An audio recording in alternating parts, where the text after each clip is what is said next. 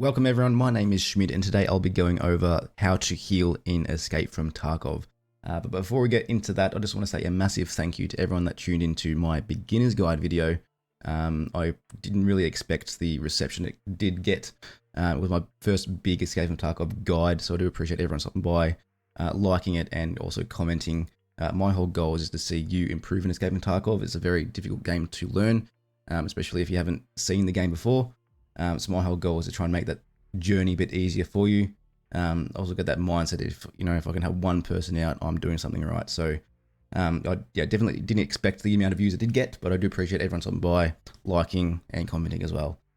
So this video will definitely help beginners understand how to heal and try and reduce the panic that you may get while in raid or getting shot at. Don't know what to do.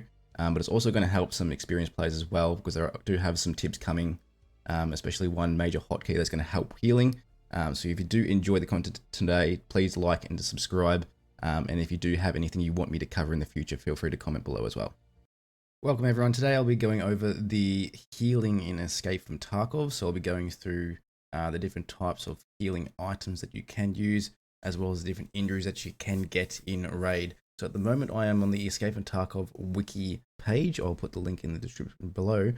So what this is a website for Escape from Tarkov for everything. So all I've done is I have gone onto this website and then I've clicked on health, and now I can look at the different parts of the body. So our head and thorax here are red, they can't be fractured. If they are destroyed, it's instant death. Our limbs here can be fractured.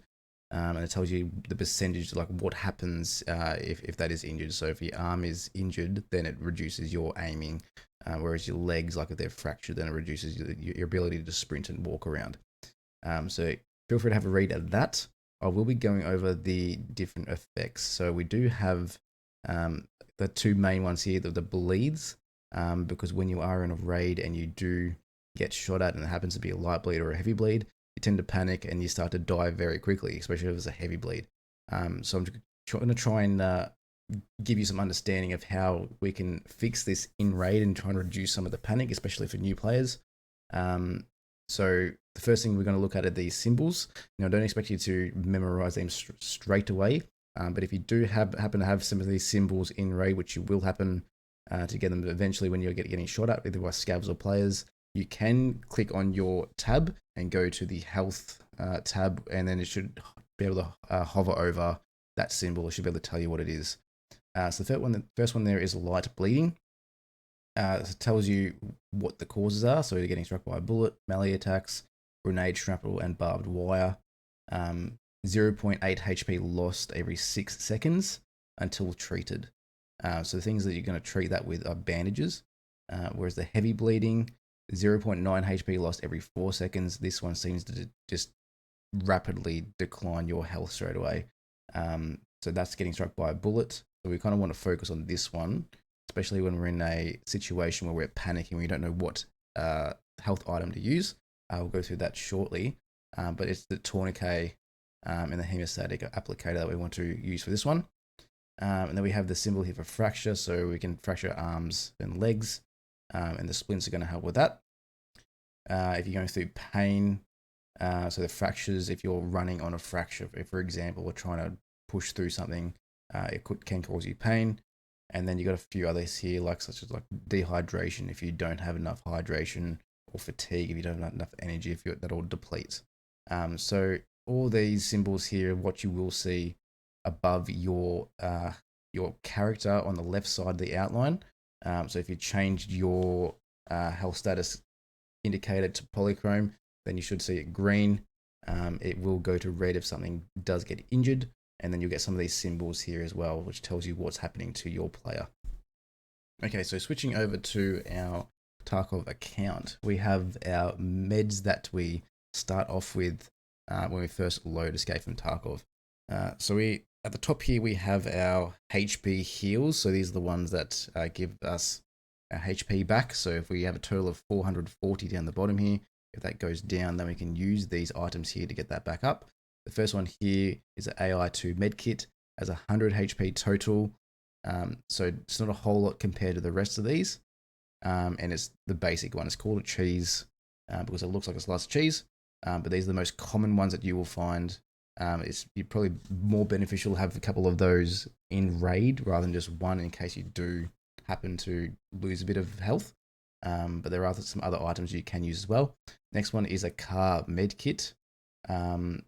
This has a 220 HP. If you inspect it, you can see that it also stops light bleedings, and that takes 50 HP off this total number. All right, so you need to make sure your car med kit has at least 50 HP to stop that light bleed. So that's that first symbol up on that Wiki website that we saw. We have the IFAK, which has 300. These are really good. So same with the AFAK, which has 400. They do similar things. They stop light bleeds, which takes 30 HP. They also stop heavy bleeds, but they take majority of that IFAK. It takes 210, which means it only has 90 left. So you still need to have some other meds of some sort to heal that body part. As for the AFAK, also takes 30 HP to stop light bleeds, but only 170 for the heavy bleeds. So you have a bit more with the AFAK, but these two are pretty good. The Grizzly has 1800, stops light bleeds, heavy bleeds. It actually removes fractures as well, and it also removes your concussion if you do get one. So that's from like grenades and stuff. So the most common ones that you're going to come across is probably the start off with your cheeses as well as your car med kits, possibly Salevas. They're like your vertical versions of the car that you have to find early on in raid. So in order to rotate your items, by the way, just press R when you have it selected. You do have to find a couple of them. So I think Therapist does have it right here. So that's what that looks like. And that has 400 HP. Stops light bleeds for 45. It stops heavies as well. So they're the probably most common ones that you will come across. Grizzlies probably won't be too common early on unless you get a better rig, which has a 2x2 slot that you can put it into, because you see these ones here only have 2 slots here, and then you also can put it in your pockets as well. So the IFAKs and AFAKs are pretty good. You can just chuck straight in your pockets, as well as these items here. The Grizzly, yeah, not until you get a bigger rig which has a 2x2 slot. You do have a couple of bandages that you can choose from. So the first one here is a septic bandage, has a single use, and this stops light bleeds. But you also have another one here, which is an army bandage, which has 2 uses. So if you can use this twice. It also stops light bleeds as well. You want to make sure you kind of have some HP heals on your person as well as a light bleed stopper. Then we go into the heavy bleeds, which is the tourniquet, which is another single use like the first bandage. And then we also have the hemostatic applicator here, which has 3 uses. So when you are looting, you kind of want to get to the ones that have multiple uses because it's going to last longer. If you can only find these at single use ones, just take it anyway. It's going to be handy. You do start off with a few of these. Like I said, this is all what you start off with when you load Escape from Tarkov. You haven't found anything right now. You haven't gone into any raids. This is what you start off with. All right, so you do end up finding these items in raid, take them out. You can use them for later raids. We have 2 types of splints as well. We have an immobilizing splint, which is a single use. And then we have aluminium splints here, which has 5 uses. So again, same as these other ones, you want to make use of the 5 splint because it's going to last a bit longer. We have 2 types of pain meds that we start off with. There's a couple other ones that we can get later down the line when we loot. But these are the basic ones. So we have the Painkillers, which is 4 uses, and we have Vaseline. So these actually affect your hydration as well as your energy. So this does remove pain for 80 seconds, but also affects your hydration. So minus 19 hydration when you do use one of these. All right, so when you are taking this into a raid, you need to make sure you have some sort of hydration or find some hydration to have, because as these add up when you have these, it's just going to lower your hydration, and that could lead to dehydration. That's going to slow the whole character down and start losing some health. The main reason you'd want to use this is if you get a fractured limb, like an arm or a leg, you can still run and sprint with a fractured leg if you have painkillers on. Okay, so that's why these are handy. Also, if you have a limb that's blacked out, because that can happen, it doesn't turn red like it's a fracture and then it loses health completely, you can still pop one of these and then you can still run and sprint on it. It will start taking health away from all your other body parts though, so just make sure, just be mindful of that. Your Vaseline lasts for a bit longer, 300 seconds. This also affects your hydration -9 and energy -9, so not as much as the other one. That's why I prefer this one. And there's another one called a Golden Star, which has 10 uses, very similar to the Vaseline. They're pretty good. So make sure you have some sort of painkillers on you. I like to put it in my pouch just before I'm anticipating a fight or some sort of combat. I just right click, use, and then it goes through the animation, and then I have put my painkillers on. Lastly, we have our CMS kit. This is a surgical kit, so this happens, we use this in case we have a limb that is blacked out, so like an arm or a leg. So we've used our painkillers to be able to move a bit more freely, but we want that limb to come back, so we can actually use this CMS kit, which takes up 2 slots.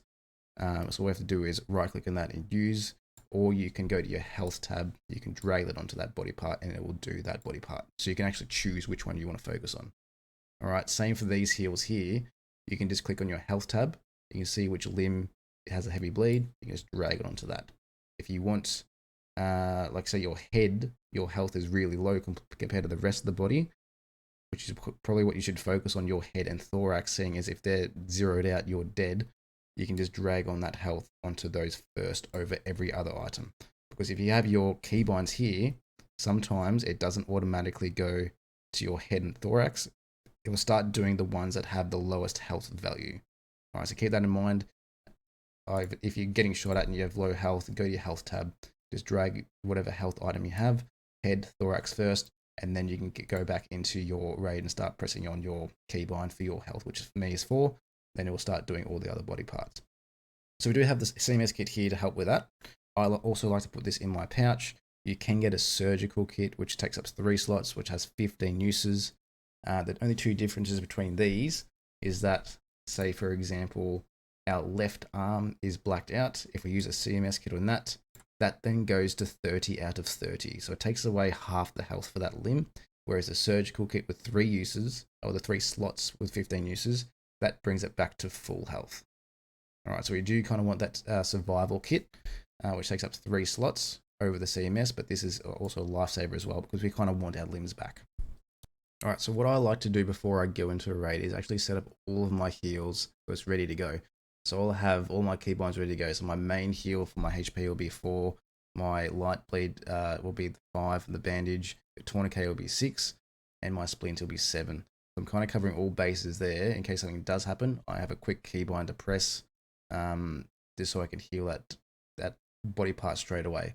I've also got my painkillers in my pouch, as well as a larger heal to fix that, like all my other body parts, even in case that cheese runs out. This is just early game. Later on, I will remove the cheese and just purely run IFAKs and AFAKs and keep a spare one in my pouch because you will be getting shot at quite a lot.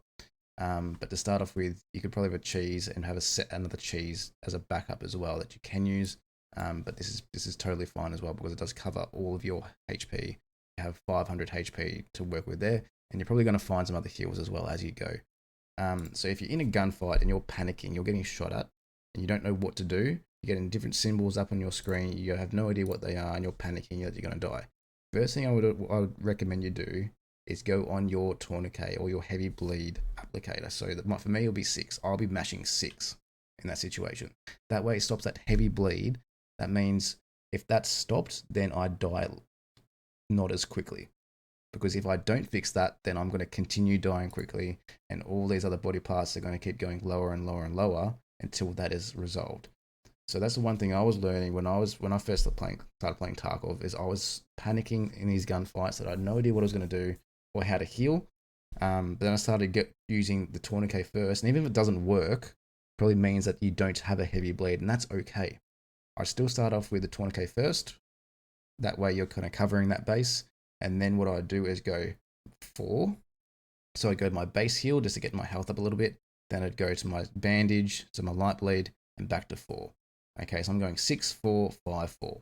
That is the order that I'm going to take if I'm panicking and I don't know what to use. If you have a fracture, it's not the end of the world. It's not something you should be panicking about. But you should have the fractured symbol up somewhere on your body, and then you can just use your splint on that. it doesn't affect you or make you lose health like these other ones do. Okay, so focus on that heavy bleed first.